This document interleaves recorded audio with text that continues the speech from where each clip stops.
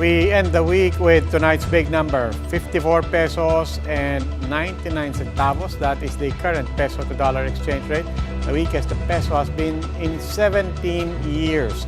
The local currency has tumbled for 8 straight days now. It first reached the 54 peso level on Monday. While the peso continues to sink further, Bangko Sentral is ruling out the need to prop up the slumping peso. Incoming BSP Governor Felipe Medalla tells Bloomberg that they are letting the market determine the peso value against the dollar, sticking to small interest rate hikes. He says they will only intervene to curb the peso's volatility.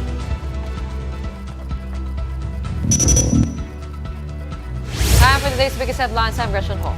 I'm Robbie Alampay. You're watching The Big Story.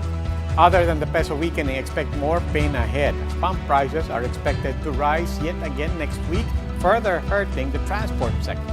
In fact, do you find it hard to get a cab lately? Well, you're not imagining it. A taxi group says the number of taxis in the metro has nearly halved compared to pre-pandemic levels. Mobile journalist Pamela Vasquez with The Big Story.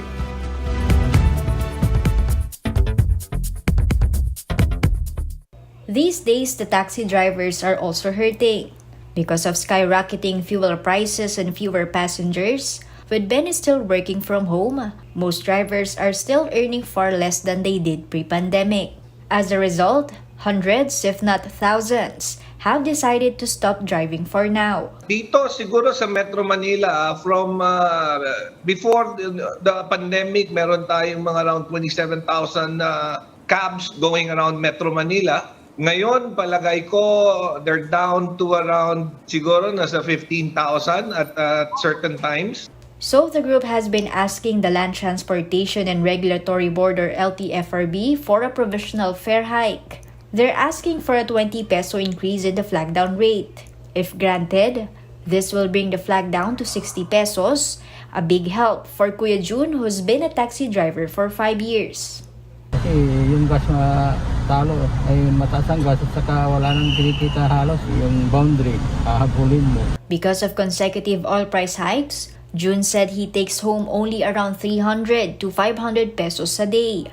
But not all taxi drivers agree. Some worry that an increase right now will turn off passengers even more. Mawawalan kami ng pasahero. Hindi na sasakay sa amin kasi taas na. Mateo also worries that only the taxi operators will benefit from the increase. Kasi pag nagtaas na po ng flag down, ma'am, magtataas din sila ng boundary. Kawawa ho kami. Lalo ho kami maging kawawa. But Suntay says even the operators are suffering. In fact, marami akong kasama sa industry who have chosen to either sell their units or not operate them at all because kinakain lang sila ng overhead expenses eh. The taxi industry also laments what they see as a lack of support from the government. They say they've only received subsidies once so far. The LTFRB has yet to decide on the fare hike petition. The last time it approved a taxi fare increase was in 2017. Back then, gasoline prices ranged between 38 to 40 pesos a liter. Mobile journalist Pamela Vasquez, We Are One News. How can taxi operators cope with this crisis? That big question and more with transport expert Rene Santiago. Mr. Santiago, welcome to The Big Story. Yes, good evening. Sir, Robin, yeah. what do you think about these proposals to raise the flag down rate? That may be the easiest way for the taxi to go out, the flag down. But you see, the cost of the fuel is distance related. So you may have to have a very, very steep flag down, and that's only taxi. The problem of the taxi is even worse for jeepney, buses, and tricycle. All over the country. In the meantime, kagaya po ng sinabi kanina ng isang taxi driver, pwedeng itaas ang flag down rate. But what if pagka tinaas nila yung flag down rate, lalo namang yung mga ibang tao ayaw na sumakay lalo sa taxi? How do you solve that dilemma? Well, that is the price effect ng elasticity. Some of the travelers will not take it. But that's part of the that will solve your supply shortage. If only few will demand, then the supply will be adequate. Okay. Your basic problem is you have not adjusted the fare for the last 6 years, Mm. despite the increases in other materials and fuel. So now you are forced by circumstances to immediately raise it. If you adjusted it slowly during those periods, Mm. may not be as severe sana kung nag-increase. Eh, you hold it for 5 years, saka mo i-increase ngayon na including the previous years, nahirapan. Okay, so may shock talaga. But in the meantime, May shock. other than pag-uusapan po natin yung flag down rate, what else can we be talking about? Actually, there is a solution to that entire problem. It requires ika nga, shared pain all over. Distributed pain. Ika nga. Hindi pwedeng yung driver lang ang masasaktan tapos may benepisyo yung commuter. Or makikinabang ang commuter, yung operator at saka driver naman ang sakripisyo. Okay, sige. Maraming salamat, sir. That was transport expert Mr. Rene Santiago. Despite the rise in prices of basic goods and commodities, more than 40% of Filipinos believe that their quality of life will improve over the next months. Gretch tells us more. That's what the recent SWS survey says, where 44% of Filipinos expect the quality of life to improve in the next 12 months. Compare that to just 4% who expect things to worsen. Now that brings net optimism rate to 39%, classified high by SWS standards. 39% also say there will be no change, and the survey was conducted April this year, just before the elections. These are the other big stories tonight. After chicken came the egg, at least in terms of price hikes. Cost of eggs have gone up by at least ₱1. Not letting up, National Security Advisor Hermogenes Esperon stands by his list of websites allegedly linked to the CPP-NPA, saying he has intel to back it up. And a disappointment for big man Kai Soto as the young Filipino basketball player failed to secure a team in this year's NBA draft. These big stories after the break.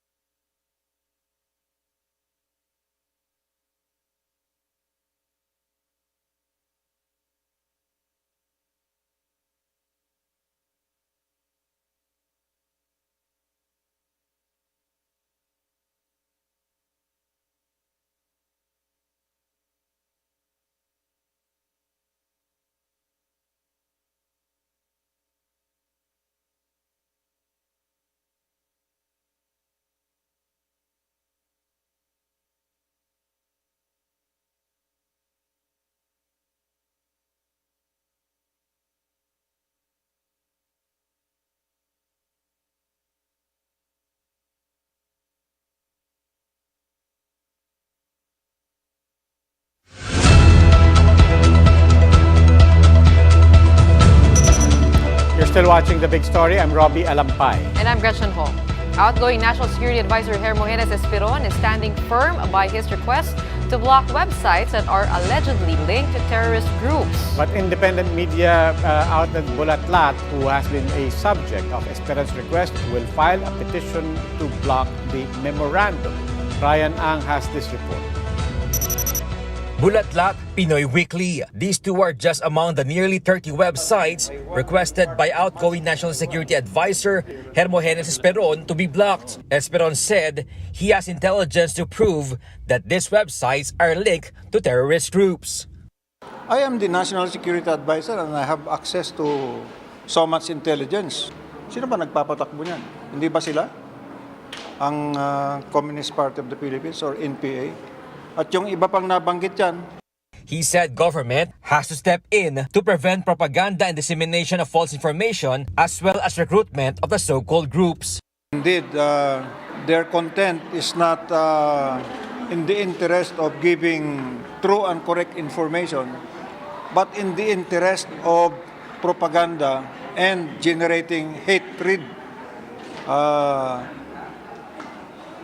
against government. Esperon noted that these websites can always make an appeal and avail legal remedies. Seconding the NSA is the Interior Department, saying that the move has a legal basis.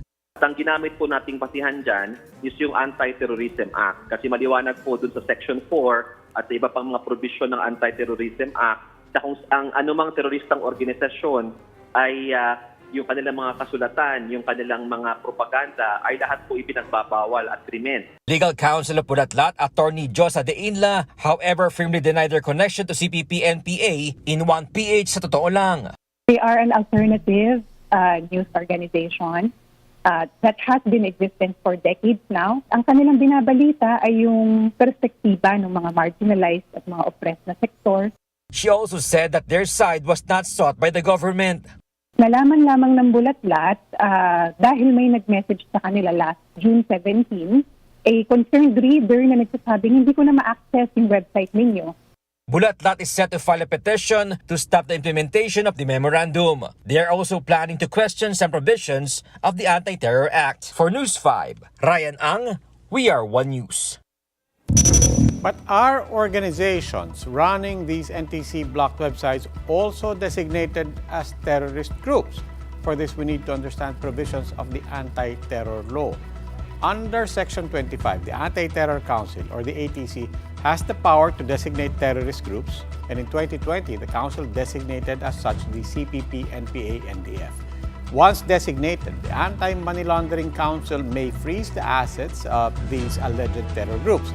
But this is only a designation. A court order is still needed for this group to be officially considered a terrorist group and therefore banned by law. But if you take a look at the websites blocked by the NTC, most organizations running these are not even designated as terror organizations by the ATC. They are merely groups supposedly tagged by government as supposed supporters of the CPP, NPA, NDF, which, as mentioned, has been designated as a terror group. Many of these websites are operating legally and are not violating any laws. With this, another question remains: is the government allowed to block websites through the NTC even though the groups running them have not yet been proven or designated or proven to have done anything illegal? This question can only be answered once the concerned groups challenge the legality of the NTC order in court. Meanwhile, the country is commemorating today the first death anniversary of former President Noynoy Aquino. Gretch tells us more. Robbie, tributes continue to pour in for the late President Noynoy Aquino exactly a year after his death. This morning, his family, friends, and supporters gathered at the Church of Jesus at the Ateneo de Manila University to hold the Mass for Pinoy's death anniversary. Among those who attended are Noynoy's sisters, Balsi and Pinky, Vice President Lenny Robredo, former Interior Secretary Mar Rojas, Senator Frank Drilon, and Senator Kiko Pangilinan. In her speech, Balsi said she wishes that all Filipinos, like his late brother, will continue to believe that the Filipino is worth dying for. Words from their father, Ninoy Aquino. May I ask you to join me in considering what he said? And I quote, "May you always believe just as I do, that the Filipino is really worth fighting for, that the Filipino will indeed rise up to the occasion. In other news, June is also known as Pride Month, and in this story by mobile journalist Jacob Lazaro, we'll get to know a little bit more about a gay throuple or a relationship involving three people. While it may be twice the love, does it also mean twice the struggle? Well, we'll find out in this report.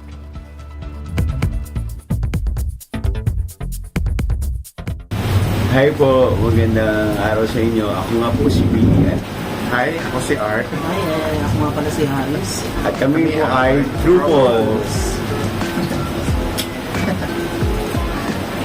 Meaning all three of them are in a relationship with each other.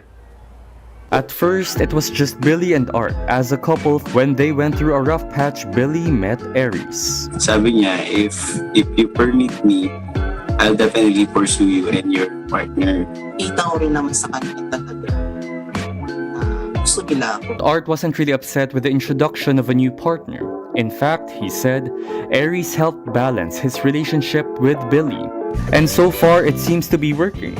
Billy and Art celebrated their first anniversary on May 15. And just a week ago, they celebrated their first monthsary with Aries. I think that's the reward for our relationship na parang, we're still here. And to be clear, this is not an open relationship. In doing this story, I actually found a lot of thruples, but what was difficult was finding one that was willing to share their story to a broader audience. Dr. Rica Cruz, a sex and relationship therapist, said, unfortunately, this is the case, given the predominant norm of monogamy. To be in a throuple or to be in a polyamorous relationship is actually normal and quite common. Hindi lang dito sa Pilipinas. Dr. Cruz said this setup could even be healthy, as it lessens the pressure of being the one. It also takes twice the work, but they say it also gives twice the love. Especially for Billy, who is a person living with HIV. Yung buong 2021 journey namin, lahat inalalayan ko siya, inalagaan ko siya. Then dumating si Aris. So parang si Aris yung sumuporta sa akin. Love kasi is something that's indescribable. We hope to have the understanding from people. Kung hindi man, we just have to live normal lives and just be happy. Mobile journalist Jacob Lazaro, we are One News. Time for another quick break. When we return. 6 to 9 pesos a pop. The price of egg has gone up as the high cost of feeds and fuel forced racers to reduce production. And after failing to land a team in the NBA draft, what's next for Kai Soto? That big question and more after the break.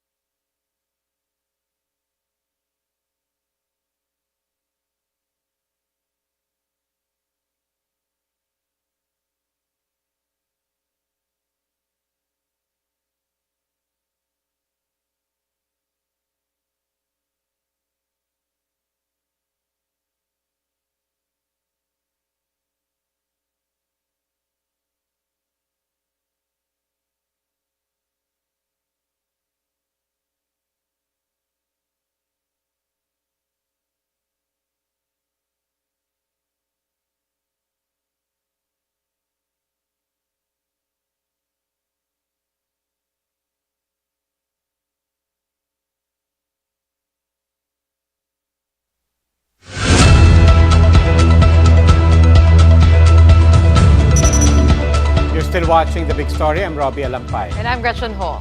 After chicken, the price of egg has also gone up as raisers grapple with higher fuel costs and fees. Costs have gone up, pati kwek-kwek, nagmahal na po. Sila Francisco with the story.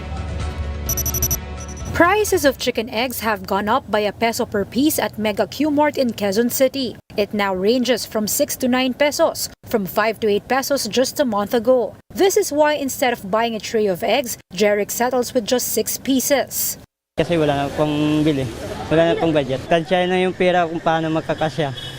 The Philippine Egg Board attributed a price increase to raisers reducing production amid high costs of feed and petroleum products. The group warns that the tightness in supply may persist in the coming months. Ma-aggravate yan, mas kukunti palagi ang production natin by next year, beginning of next year.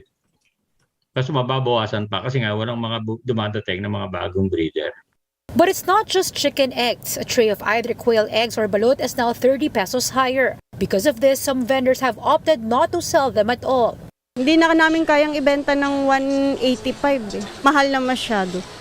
So don't be surprised if your favorite street food has also gotten more expensive. Balut vendors now sell their products at up to 25 pesos from 20 pesos before. From 6 to 7 pieces of kwek-kwek for 20 pesos before, you can now only get at least 5 pieces for the same price. The Bureau of Animal Industry said there are only 7 cases of bird flu in the country, but the Bureau appeals to raisers to report suspected cases immediately.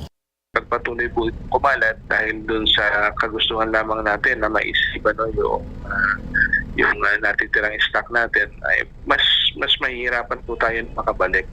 Shaila Francisco, VR1 News.